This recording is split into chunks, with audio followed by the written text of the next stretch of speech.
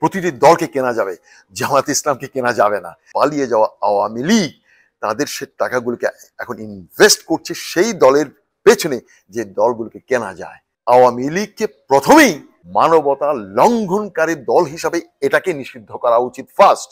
আপনি যে বলছেন যে বিরোধী পক্ষ বা মানে অপোজিশন জামাত ইসলামকে বলছে যে গুপ্ত সংগঠন, গুপ্ত ইস অ্যাবসলিউটলি রাবিশ, অ্যাবসলিউটলি রাবিশ। আমি মনে করি ভেরি ওপেন ট্রান্সপারেন্ট কোন সংগঠন এই মুহূর্তে বাংলাদেশের রাজনীতিতে যদি থেকে থাকে, that's Jamaat e Islam. Very straightforward. ওদের গুপ্ত সংগঠন কেন হবে?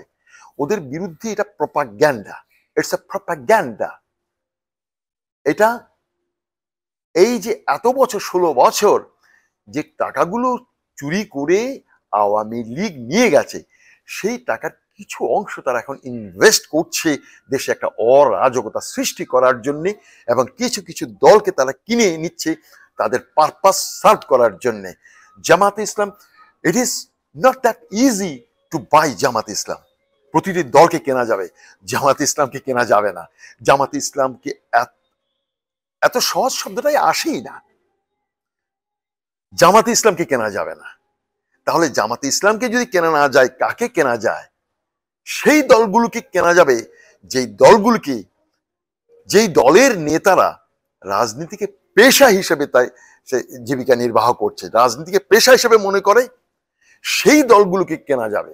আর সেই দলগুলোকেই এখন আওয়ামী লীগ অর্থাৎ চলে যাওয়া, হটিয়ে দেওয়া, যারা এখান থেকে পালিয়ে গেছে, আমি হটিয়ে দেওয়া কেন বলবো, পালিয়ে যাওয়া, সেই পালিয়ে যাওয়া আওয়ামী লীগ তাদের সে টাকাগুলোকে এখন ইনভেস্ট করছে সেই দলের পেছনে যে দলগুলোকে কেনা যায়।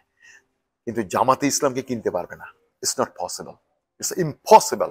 এই যে সংস্কারের ফার্স্ট ক্রাইটেরিয়া হবে যুদ্ধ অপরাধীদের নামে যেভাবে পুরো জাতিকে কাঁপিয়েছিল 16 বছর, আমি বলবো আওয়ামী লীগকে প্রথমেই এই যে সংস্কারের নামে এটা ফার্স্ট যেটা করা দরকার, আওয়ামী লীগকে স্বৈরাচারী নয় শুধু মানবতা লঙ্ঘনকারী দল হিসাবে এটাকে নিষিদ্ধ করা উচিত ফার্স্ট।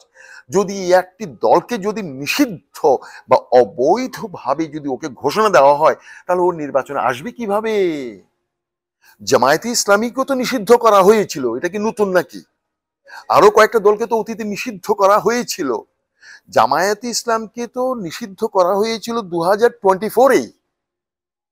তো এই 2025-এ আওয়ামী লীগকে তো তাদের মানবতা লঙ্ঘনের জন্য এই অপরাধেই তো তাদেরকে নিষিদ্ধ ঘোষণা করা উচিত। তারপরে বাকি সংস্কার আসবে, আগে ওদেরকে নিষিদ্ধ করা উচিত। আর নির্বাচন, আওয়ামী লীগ নির্বাচনে আওয়ামী লীগের নাম দিয়ে আসা, এটা হবে সবচেয়ে জঘন্যতম একটি কাজ। সেই শহীদ হওয়া সেই ছাত্রদের রক্তের উপরে দাঁড়িয়ে আমি বিশ্বাসঘাতকতার সেই বিজয় সূর্য দেখতে চাই না।